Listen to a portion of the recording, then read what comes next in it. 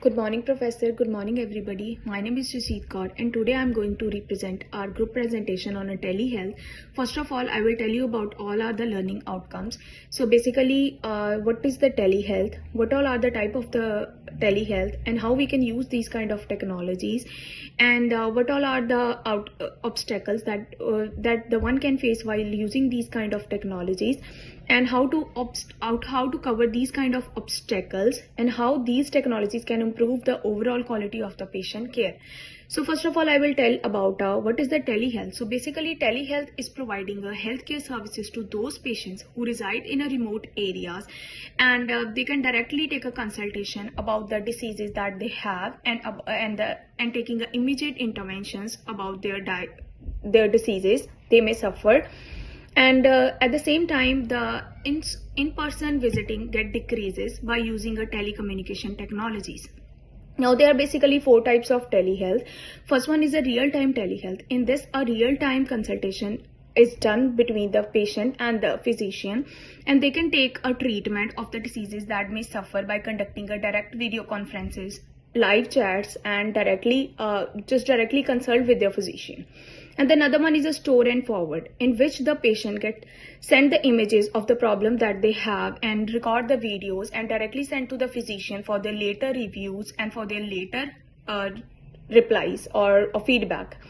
And the third one is remote patient monitoring, in which the health status of the patient get assessed by wearable devices or the sensors, and the physician get record that information directly. And the other one is the mobile health, in which a different kind of apps or application get installed by the physician for the patient, so that they can assess the symptoms of the patient, or if there is a arisal of any sudden symptom.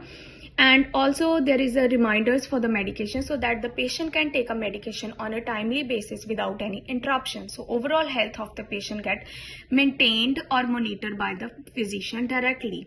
Now my group members, they will tell about further about the telehealth. Good morning, Professor. My name is Harmandeep Kaur and my student ID number is 135971232. As my friend well explained about the introduction and types of telehealth, now I will explain about the uses as well as the growth of telehealth. Uses of telehealth. We can use telehealth in many areas, and there are many uses of telehealth. Like we can use in a virtual consultation. In virtual consultation, we can see our doctors by video chat for any checkups, for medical refills, for minor illnesses, as well as we can book an appointment for checkup without wasting any time and without any hassle. Next one is a chronic disease management. We can easily connect with our specialist and receive ongoing care for diabetes, for heart disease, and any chronic disease management. The next one is a remote patient monitoring. In this, we can track the patient's vital signs, patient blood sugar using the telehealth devices, and allowing doctors to monitor health remotely and intervene if needed. And the next use in the mental health therapy. In mental health therapy, telehealth removes location barrier for mental health services, and patient can connect with the therapist virtually for anxiety, depression, other needs, as well as it increase accessibility. Next one is a specialist consultation. Telehealth bridges geographical gaps. Patients can connect with a specialist in distant location, reducing travel burdens and getting expert care faster. Now I will explain about the growth of telehealth, especially in COVID-19. In COVID-19 pandemic significantly boosts telehealth adoption, and it's highlighting its convenience and safety.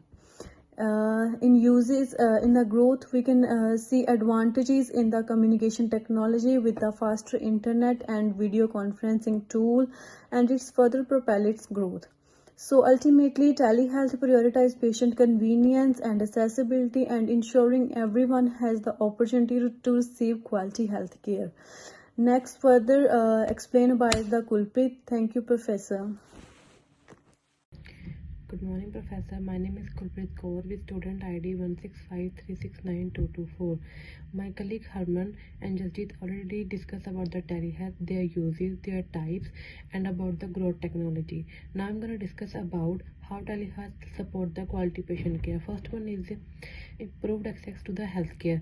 Telehealth technology has made healthcare services more accessible to the individual, especially those in rural areas or the remote areas. Patients can connect with the healthcare providers from the comfort of their homes and reducing the need for travel and the associated cost. That is including the improved access to healthcare. Second one is enhance the patient convenience and the satisfaction.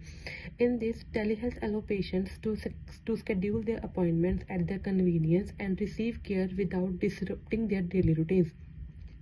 This flexibility is particularly beneficial for the individuals with the busy schedules or the mobility limitations.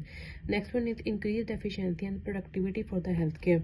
Additionally, it can improve the efficiency for healthcare providers by the streamlined workflow and facilitate the remote consultation. Now, last one is potential for the cost saving for the patient and the healthcare system. In this, by minimizing the need for in-person visits, telehealth technology help reduce healthcare costs for both the patient and the healthcare system. This is particularly advantageous for the individual with the chronic condition who require regular monitoring and the follow-up care. Next one is challenges for the telehealth technology. First one is the limited internet access and the technological literacy for the some population. Not all individuals have access to the necessary technology or the internet connectivity required for telehealth communication. This digital divide can disproportionately affect the underserved population and exacerbating the healthcare disparity. Second one is the licensing and the reimbursement issue. Telehealth services are subject to regulation that vary by the jurisdiction, including the licensing requirements for the healthcare providers and the reimbursement policy for the insurer. Last one is privacy and the security concern. In telehealth involves the transmission of sensitive medical information over digital channels and raising the concern about the data and privacy. Ensuring compliance with the regulations such as HIPAA, that is Health Insurance Portability and Accountability Act, is essential but can be challenging, particularly with the increased prevalence of cyber threats.